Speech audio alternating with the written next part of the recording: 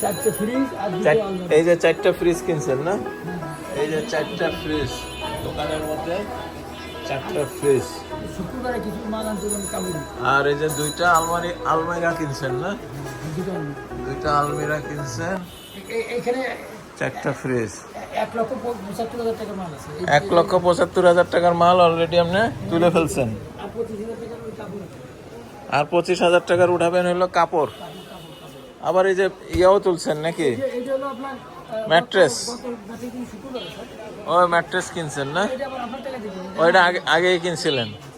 চারটা আনছিলাম, দুটো বেশি। আর আমাদের ব্যাংকের টাকা দিয়ে আপনি টাকা দিয়ে আপনি এই যে 70 টাকা, ওই দুটো আলমারি করলে 2টা আলমারি, এটা চলছে 1,75,000। 75। আর 25,000 টাকা ওই কালকে মার্কেটিং করে মার্কেট যাবে। আচ্ছা আচ্ছা, এটা বিক্রি হয়ে যাবো তো না ঈদের আগে?